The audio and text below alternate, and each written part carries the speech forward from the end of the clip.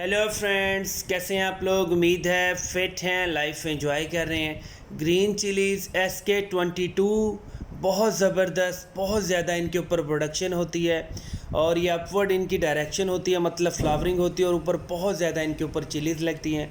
आज यही चिलीज़ हम सीड से ग्रो करने जा रहे हैं। आप इनके सीड्स बल्क में भी ख़रीद सकते हैं, आप किसी भी ऑनलाइन स्टोर से इसके परचेज़ भी कर सकते हैं। इसके सीड थोड़े से एक्सपेंसिव होते हैं, इसलिए सारा प्रोसेस आपने बहुत ज़्यादा केयर से करना है। इसके अगर आपके पास 100 सीड्स मिलेंगे तो कम से कम वो 300 के होंगे और ये बहुत ज़बरदस्त है। अब हम सर्दियों की तैयारियां कर रहे हैं और आज 2 जुलाई है और बिल्कुल बहुत ज़बरदस्त इसके ऊपर फ्रूटिंग होती है। मतलब जो हमारा एक प्लांट है उसके ऊपर कम से कम एट अ टाइम 10 से 12 चिलीज़ लाजमी लगती हैं। चिलीज़ को जब भी आप ग्रो करें, आपने कोशिश करनी है कि सारा प्रोसेस शेडी एरिया में होगा। चिलीज़ के लिए कोशिश करें कि मिट्टी के गमले यूज़ करें, छोटे साइज़ के भी हो सकते हैं। अगर आपको कोई बड़ा प्याला मिल जाए, मतलब बहुत ज़्यादा चौड़ा हो, तो वो ज़्यादा ज़बरदस्त होगा। आपने बिल्कुल सादा सी मिट्टी यूज़ करनी है, जिसको हम भालू मिट्टी कहते हैं, भल वाली मिट्टी कहते हैं। बहुत ज़्यादा सैंड आपने ख़ुद से ऐड नहीं करना है। आप इसके अंदर थोड़ा सा कंपोस्ट, वर्मी कंपोस्ट भी यूज़ कर सकते हैं। लेकिन जब भी आपने कोई भी सीड जर्मिनेट करना है, किसी भी सीड को आप ग्रो करने जा रहे हैं, आपने बहुत ज़्यादा फर्टिलाइज़र ऐड नहीं करना है, क्योंकि सीड को जर्मिनेट करने के लिए फर्टिलाइज़र रिक्वायर नहीं होता। सिर्फ़ और सिर्फ आपने उसको मॉइस्चर देना होता है। बिल्कुल सादा सी मिट्टी होती है। शायद आपको पता हो कि जो हमारे किचन में सिनामन का पाउडर होता है, जिसे दारचीनी का पाउडर कहते हैं, उसका थोड़ा सा एक स्प्रिंकल, एक बिल्कुल आधी सी चम्मच एक गमले की मिट्टी में मिक्स कर लिया करें तो सीड्स को फंगस भी नहीं लगता। चिलीज़ के सीड आपने बिल्कुल डायरेक्ट सो करने हैं, मतलब गमलों की मिट्टी को एक बार फिल करें, उनको थोड़ा थोड़ा प्रेस करें, उसके बाद जितने भी सीड्स हैं उनको स्प्रिंकल कर दें। अगर आप चाह रहे हैं कि आपको एक गमले में 10 या 12 प्लांट्स चाहिए, तो आप कम से कम ज़्यादा सीड लगाएं, 15-20 सीड लगाएं, क्योंकि अक्सर होता है बग़ैर किसी वजह के भी हमारे सीड ड्राई डेड हो जाते हैं। और इसको आप कोकोपीट से कवर कर सकते हैं। कोकोपीट की 1/2 इंच की लेयर आपने सीड्स के ऊपर डाल देनी है। उसके बाद जो ट्रिक है ये है कि आपने इसको बॉटम वाटरिंग करनी है। किसी बड़े प्याले में, टब में, बाल्टी में पानी फिल करें, उसके अंदर जितने भी आपके गमले हैं वो फिल रख दें ऊपर। मैक्सिमम 1 घंटा लगेगा, या बहुत ज़्यादा भी टाइम लगा तो 2 घंटे बाद पानी बिल्कुल बॉटम से अब्जॉर्ब होता हुआ किनारों तक आएगा। आपका गमला एक बार बिल्कुल मॉइस्ट हो जाएगा। इससे ये होगा कि आपको फ़र्स्ट टाइम ही आपको इतना मॉइस्चर मिल जाएगा कि आपका सीड जो है वो 3-4 दिन के अंदर बहुत जल्दी जर्मिनेट हो जाएगा। जब भी आपने चिलीज़ को ग्रो करना है, इसको शेडी एरिया में रखना है।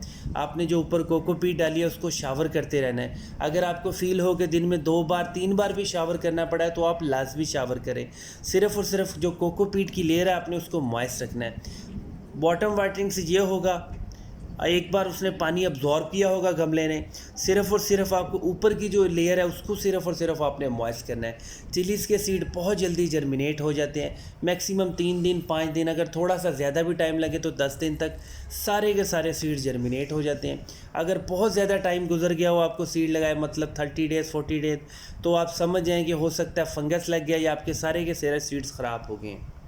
अब हमने एक गमले में मैक्सिमम 20 to 25 सीड लगाए थे, जिसमें से हमारे 10 या मैक्सिमम 8 सीड जर्मिनेट हुए। इसकी वजह भी यही है कि हमारे पास पिछले साल के सीड थे और बहुत सारे सीड फिज़िकली टूटे हुए थे, ख़राब थे, इसलिए हमने थोड़ा सा ज़्यादा सीड लगाए हैं। इसलिए आप जब भी एक गमले में सीड लगाएं तो कोशिश करें 10 से 12 सीड लगाने हैं। जिस तरह मैंने बहुत सारे सीड लगाए हैं, आपने इस तरह नहीं लगाने हैं। अब हमें तो कन्फर्म था कि हमारे ज़्यादा सारे सीड ख़राब हैं। अब हमने इसको बिल्कुल शेडी एरिया में रखा है। चिलीज़ के जो प्लांट होते हैं वो बहुत ज़्यादा सेंसिटिव होते हैं।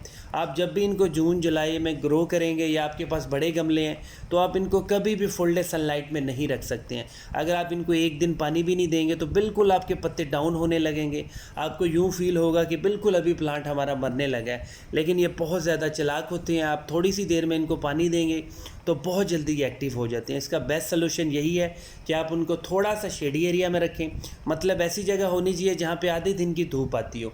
अगर आप बिल्कुल फुल डे सनलाइट में रखेंगे तो आपके प्लांट सर्वाइव नहीं करेंगे।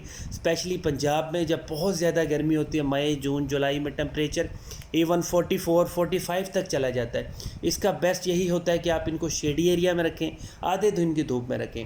अब एग्जैक्ट हमारा अगस्त का बिल्कुल एंड हो रहा है और हमारे चिलीज़ के जितने भी सीड जर्मिनेट हुए थे वो बहुत ज़्यादा बुशी प्लांट्स बन गए हैं और कुछ तो ऐसे प्लांट हैं जिनके ऊपर अभी से फ्लावरिंग स्टार्ट हो गई है। अब यहाँ पे भी एक इम्पॉर्टेंट स्टेप आता है कि हमने अपने बेबी प्लांट्स को ट्रांसप्लांट कैसे करना है। अगर आप बिल्कुल प्रॉपर करें, बिल्कुल बहुत केयर के साथ इनको ट्रांसप्लांट करें तो यकीन करें आपका एक भी प्लांट ड्राई नहीं होगा। और बहुत सारे लोग सीड्स को हमेशा अच्छा ग्रो करते हैं और जब उनके बेबी प्लांट्स होते हैं तो जब आप उनको ट्रांसप्लांट करते हैं तो आपके सारे के सारे प्लांट्स ख़राब हो जाते हैं, बिल्कुल 2-3 दिन में ड्राई हो जाते हैं। ट्रांसप्लांट करने से पहले आप कोशिश करें कि गमलों को ज़्यादा पानी दे दें, मतलब जो रूट्स होंगी वो बहुत ज़्यादा सॉफ्ट होंगी।